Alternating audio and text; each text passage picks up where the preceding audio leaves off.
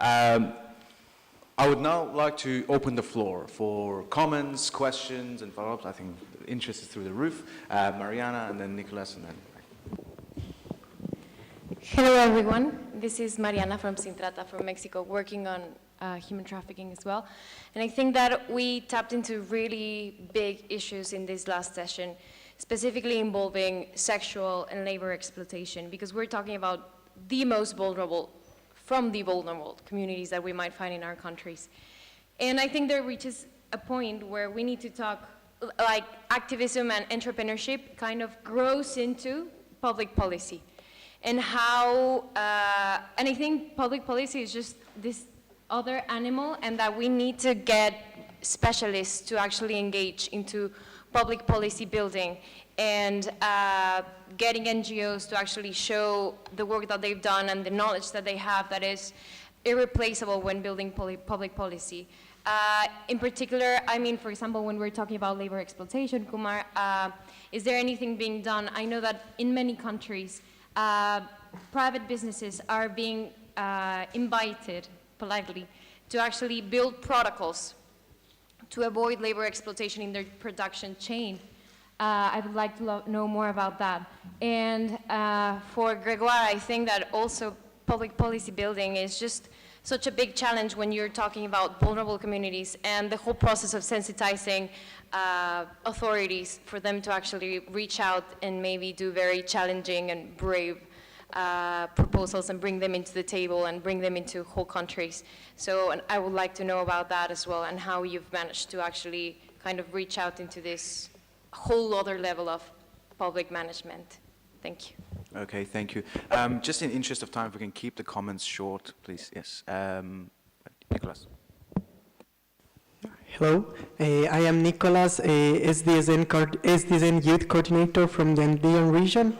I just wanted to ask to the people in the education initiatives, how are we measuring the education impact? That's a question that I have had since before. Do we measure the number of courses people have taken, or the number of graduate students from the initiatives, or the number of students' initiatives that have already been done, right? Because as in the previous session was told, we need to measure the impact in order to know where we are and where we are heading. Yeah. Thank you.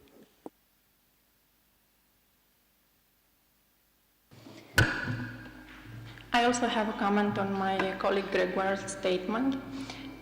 In my opinion, human rights activists should focus their actions on 3 directions: prevention, counseling, and combating. Anti-trafficking awareness campaigns must be tailor-made depending on their target community and include an evaluation component in order to assess their impact for future approaches. Also, identifying is hard because modern victims, they have access to cell phones, they have access to the internet, they walk freely on the streets, but if they act under psychological coercion or under threat of their physical integrity, they are still victims.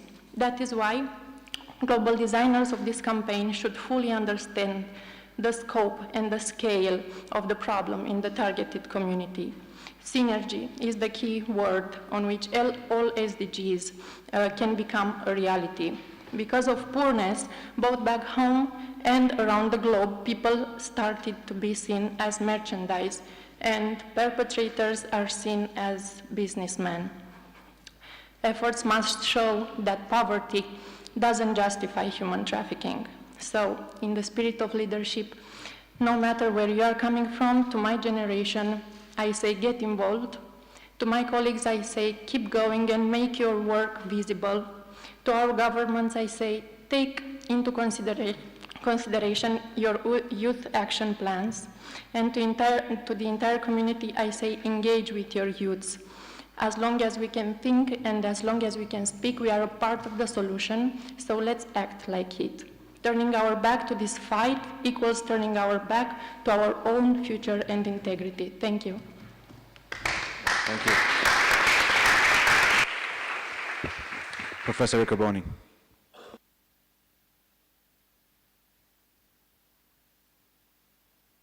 Thank you. I was very impressed by the experiences which were shown and really by the knowledge that we have seen here produce and what you have done. I think that now, because of the many experiences which were done and for what you did so far, we need to, in my opinion, to do a sort of a summary or recap, or maybe produce a report and to answer to 4 questions. I think they are very important. First, what we have learned from all of your experiences. Secondly, how to do better. Third, how to scale these things up. And fourth, how to coordinate these initiatives with other initiatives of SDSN. Because unfortunately, very often what happens in the activities done in implementing Agenda 2030 is that we work by silos. While we need to work in a horizontal way, we need to make more synergies, we need to work together. For instance, we have all the experience in terms of MOOCs within SDSN, and we need to integrate those MOOCs, what you are doing. Otherwise, we always start from scratch again and again. So my suggestion is, why don't we create a task force, and on the basis of what you have done, we learn what you did, and we start from what you are doing, not start again from scratch. Thank you. Thank you. Thank you very much. If we can please keep comments short and sharp because we're running out of time. We had Dong, and then Toiga, and then down the back. Hi, my name is Kang Dong-yeol, come from Korea, and I'm a network coordinator of UNSDSN. And Professor said just what I want to talk to you. But to achieve the sustainable development earlier, I want to suggest, why don't we make not just a task force, what about a committee for the sustainable development education? So in case of us, we have Global Student Program and UN Academic Impact. They have UN Academic Impact Aspire and Millennium Campus Network, and UNESCO also, they have UNESCO GCAD Clearing House, and they also have ASP.NET. So why don't we bring them all together and make some committee that will be achieved much more earlier, the sustainable development. That is my oral comment. Thank you.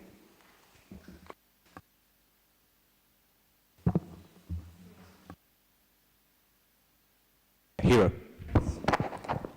Hello, thanks. Hi, my name is Hiro from the United Nations Major Group for Children Use. I have a very brief comment on the prostitution. I have 3 points. One thing is the legalization is not really about the moral, but actually the way to carve the number of STI and HIV in the workers, and this is a way for the government to bring back the control and supervise the activities, other than making the spaces for the criminal or mafias to get in. And secondly, I think the past experiences show that, as a study also proved that, the partial approach that is only legalize or decriminalize the prostitution side will not help, actually, if you think about the entire activities as a business.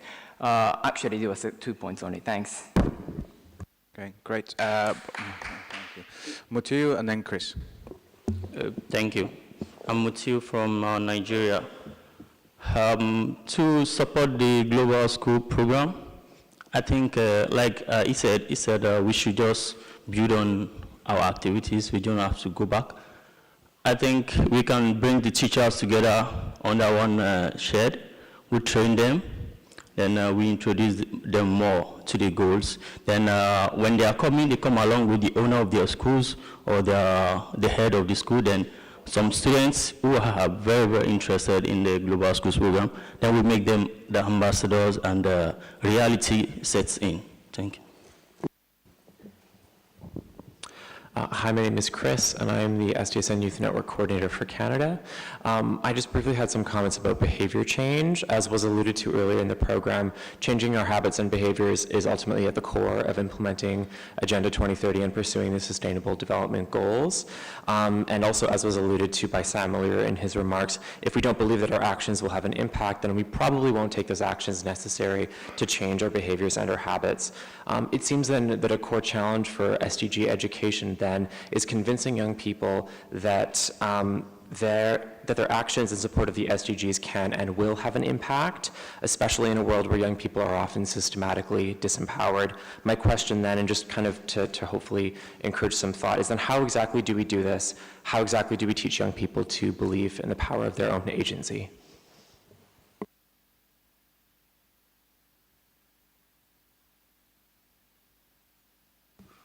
Is this working? Yep. Thank you.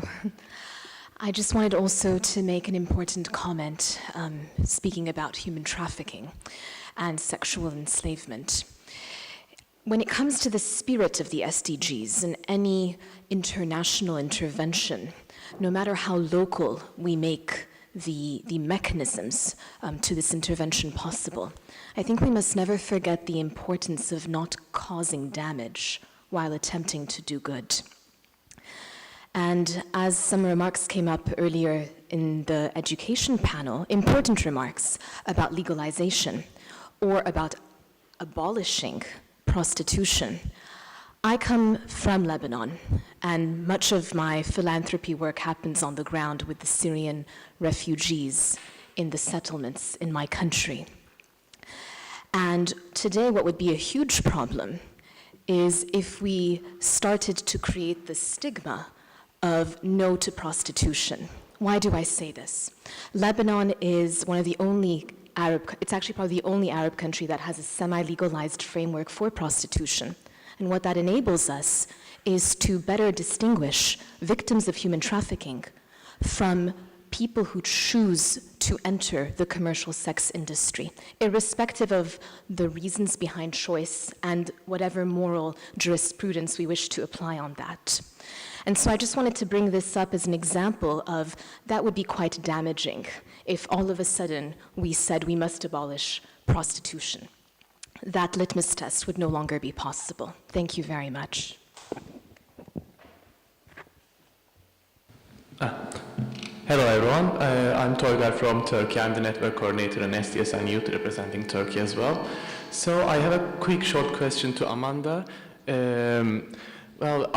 First of all, I would like to point out that I'm a big fan of the Global Schools program. I think it's one of the most beneficial programs that I've ever seen so far.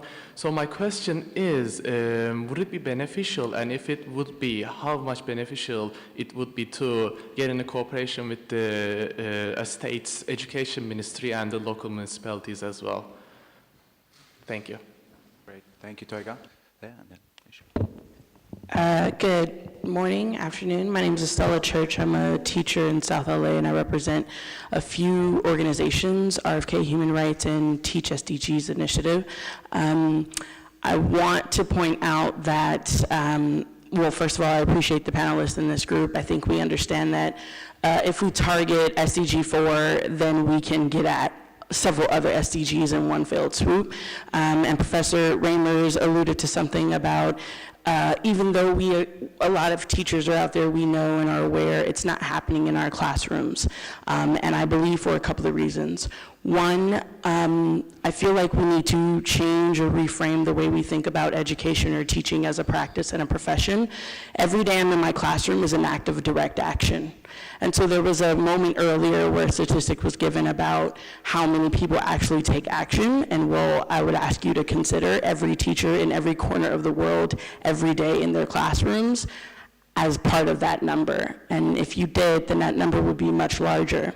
And if we empower educators to think about their positions in the classrooms every day as direct action, then perhaps more teachers would take action or at least frame their lesson plans in a different way.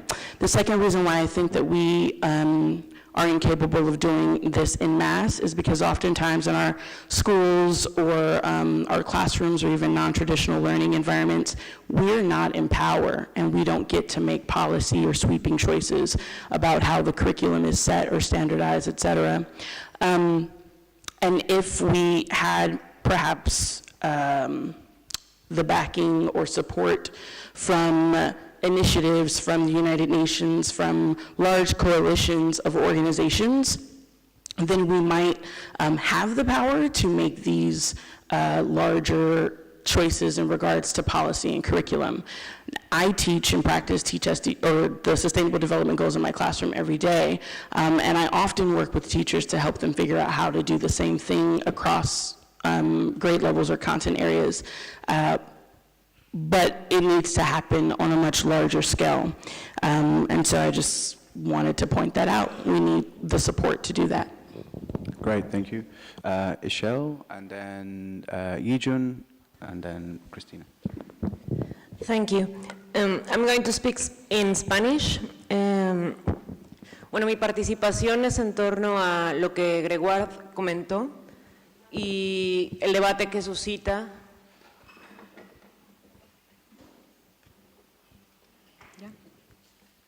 Continúo.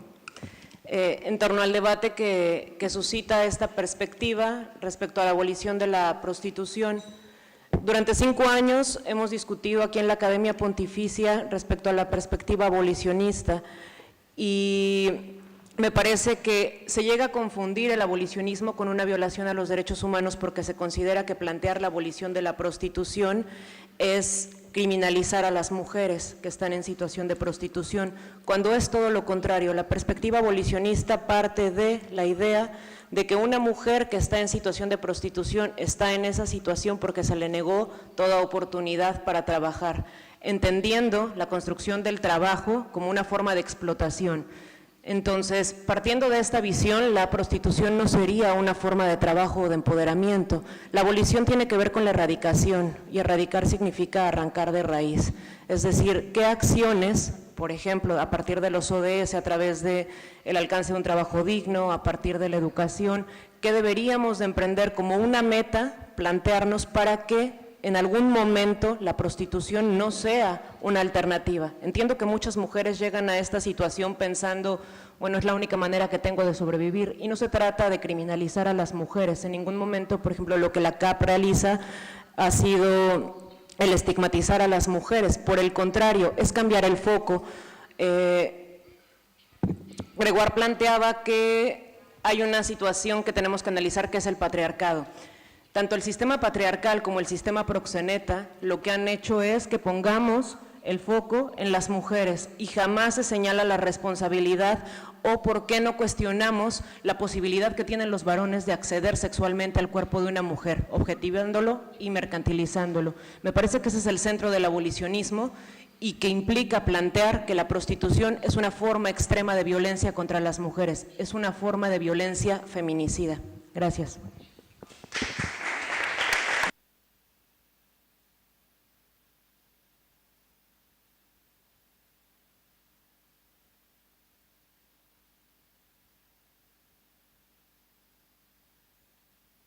Sure, thanks. I just want to quickly thank Professor Riccoboni and Dongryeo for your points.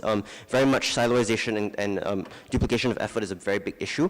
What I'd like to share is that we are trying to overcome these barriers. For example, MCN and the SDG Students Program have been discussions for 4 months now on how we can complement each other. For example, MCN deals with student leaders. The SDG Students Program deals with students with no experience with the SDGs. And we look at how we can support one another. For example, the fellows training, for example, hub members, and the hubs producing future fellows as well. So those are some of the ways we try and deal with it. The SDG Students Programs in talks with UN University, MCN with UN Academic Impact. So we are trying to see how we can overcome these barriers. But like Professor Riccoboni said, perhaps greater coordination between all these different organizations would help, and we're always open to see how we can do that. I think 2 asks specifically. The first is, if anybody here knows of organizations doing excellent work on education, please come and speak to us, and we really want to know how we can make sure we work together. That's one. And the second thing is very much, how do we not reinvent the wheel?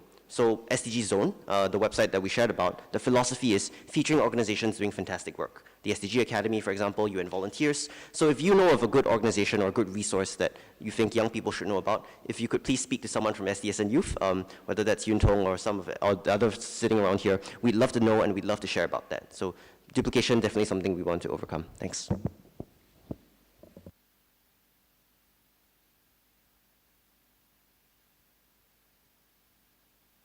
I just want to respond to some of the questions. There's a lot, but I'll try to remember exactly all of them. So the first one about how we're measuring education impact, the SDGs. Specifically for the Global School Program, we do have a number of KPIs that we're monitoring. So the number of schools that have signed our pledge is kind of the big indicator. So those are the schools that are actually implementing the SDG education in classes, activities. Maybe they've created a teachers network, and that looks a little bit differently in each school. Also, students that have heard about the SDGs, teachers we've reached out to. It is a very new initiative, so we only have 1 month of KPIs so far, but hopefully as we go more into the future, we'll see this impact going more towards the students' action in their communities and how that kind of trickles down after teachers have implemented this education in their classrooms. And the other question, how effective will it be to get the local and state ministries involved? Obviously, like, that would be very helpful if we could kind of not go at it from the school level, but as we heard, it's very difficult to change curriculum from the policy level, especially in the US. We don't have like a federal education policy. It's all controlled by the different states, so that would be a lot of work. But yes, that is an option, I think. And I'm really happy that you're empowering teachers to take actions on the SDGs and teaching them the ways that we can, implement these in any lessons. And the last question, how do we teach young people to believe in the power of their own agencies? I think that's definitely something we have to work on, but I just read this amazing book. It's called Pure Genius by Don Wettrick, and, oh, sorry. I'll talk to you after about it, yes. Thank you once again. Yes, let's please keep the comments short to give everyone a quick chance. We agree, and then Martin. Just a quick word on abolition of prostitution versus legalization of sex work. I will not repeat my intervention, but just in a few words. The abolitionist model does not add a stigma, it breaks indifference. The sex work model is a economically ultra-liberal approach, politically libertarian approach, which makes a choice to focus on the theoretic choice or agency of those who actually are in situations of absence of choice and lack of alternatives. So what we stand for is not stigmatizing, it's the decriminalization of prostituted persons and victims of trafficking, full decriminalization, but the criminalization offering them an unprecedented level of protection and alternatives because we recognize that prostitution is a human rights violation and violence, and criminalizing the purchase. So I'm very familiar with the situation in Lebanon because one of our founding member organizations, CAFA, the biggest women's rights organization, is from Lebanon, and they stand for the abolition of prostitution, including in Lebanon, because the situation is not good at all in Lebanon. So your approach, I'm sorry to say, is politically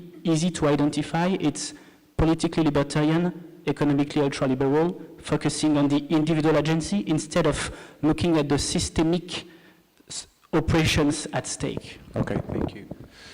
Martin, short, please.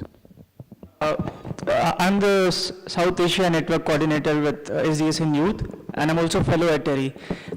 In 2015, when Professor Sachs was in India for the launch of the regional SDSN South Asia Network, I had posed a question to him that why is it that we have a goal for cities, sustainable cities, but why don't we have a goal for villages? Is it that we have assumed that all our villages are going to transform to cities? And since then, I've been posing this question to world leaders and to representatives of the government that very often we have development programs, we have programs for awareness generation. Why don't we have reach out in rural areas? And I want to ask Amanda, and I want to make a submission on behalf of my friends in Nepal, that Nepal has very recently operationalize its new constitution, wherein the power has been vested with the local government. And it is a most opportune time that if we are able to translate our curriculum and our course material as part of the Global Schools program, perhaps we'll be able to reach out to last miles. And I personally believe that whether it is Nepal, whether it is Bhutan, whether it is India, Pakistan, Bangladesh or Sri Lanka, it is vital to reach out to last mile locations where majority of our young people and young friends live. Thank you. Thank you. Okay. Just maybe 2 quick comments and then we'll wrap up. Yes. Is this working? Okay.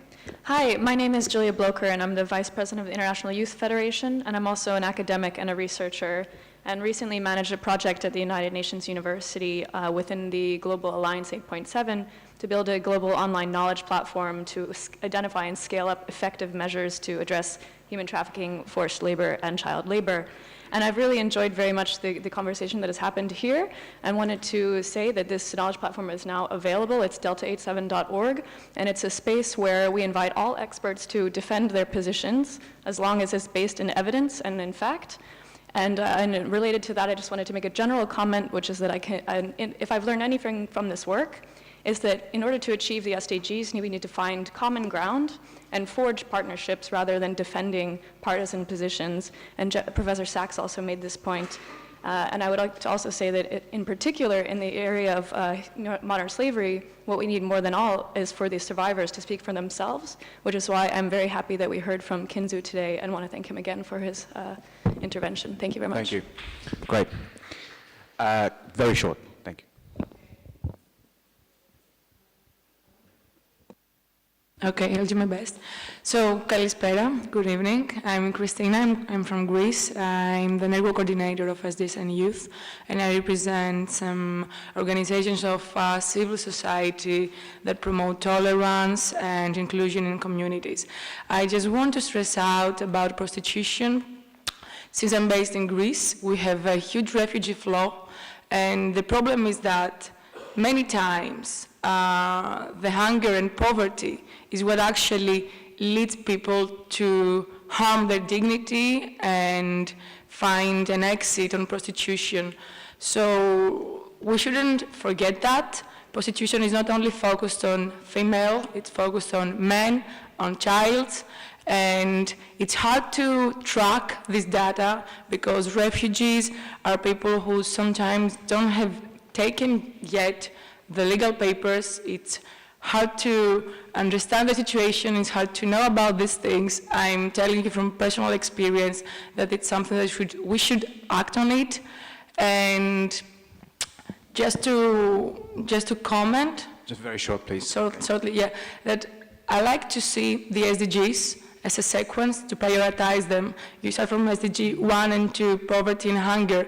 If you don't succeed these goals, then the person is in prison and you can't focus and continue on education, gender equality, and everything else. So we should. Okay, thank you.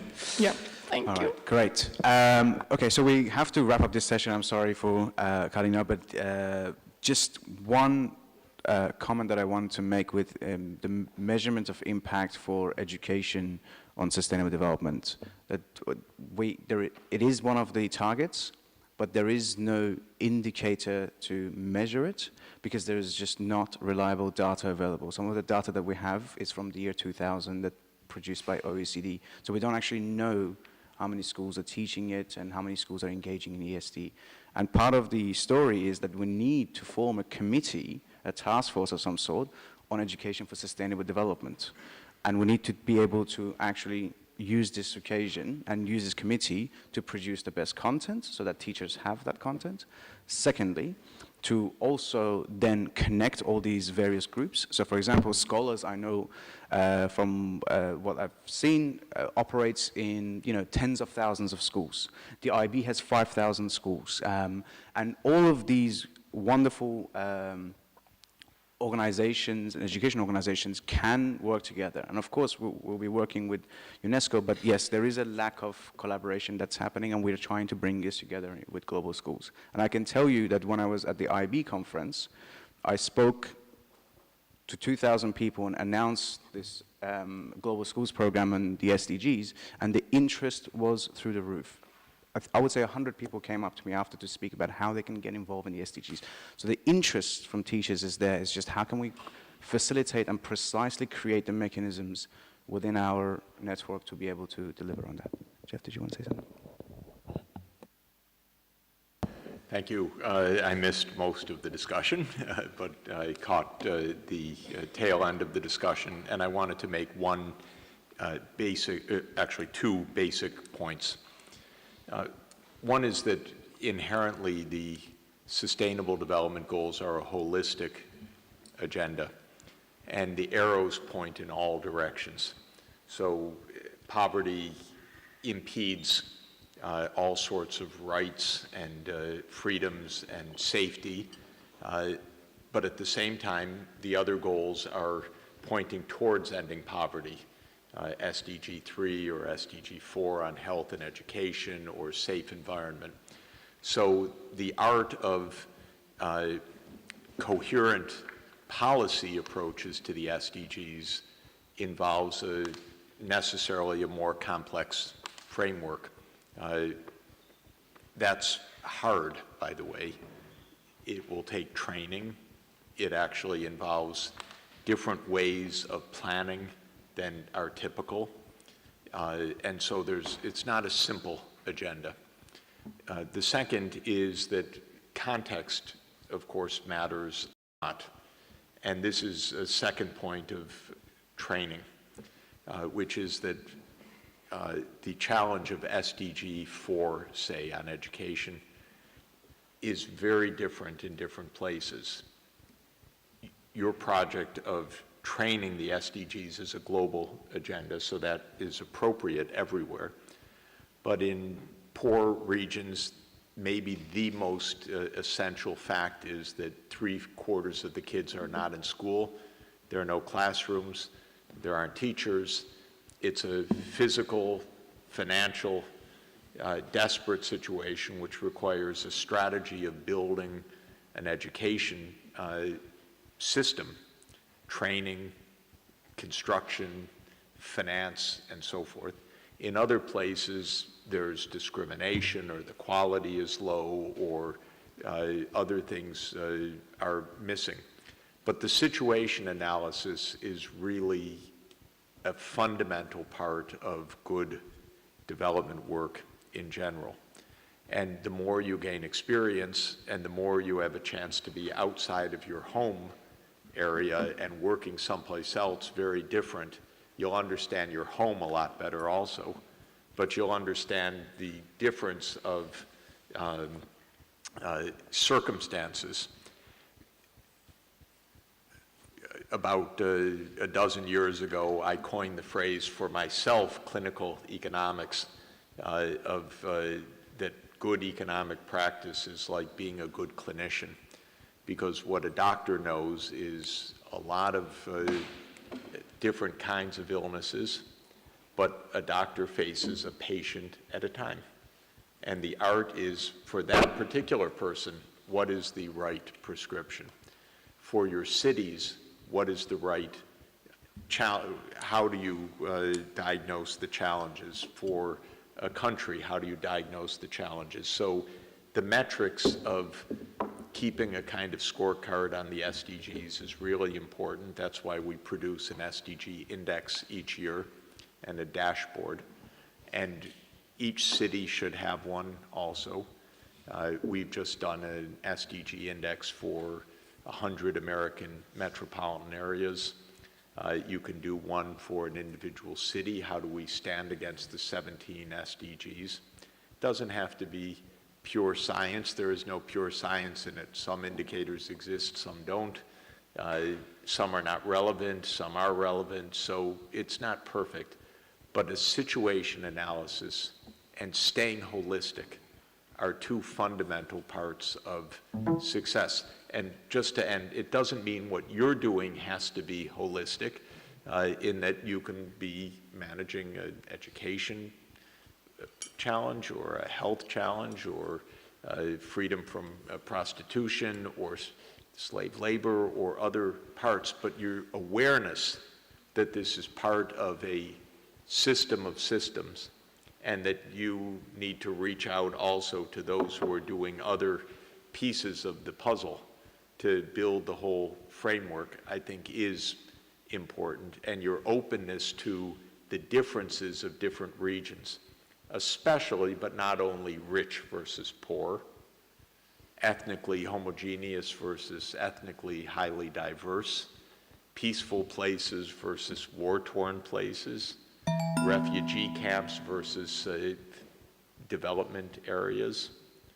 This is just very important for your conceptualization of these challenges. Okay, thank you very much, Jeff. And so we're now going to break for lunch.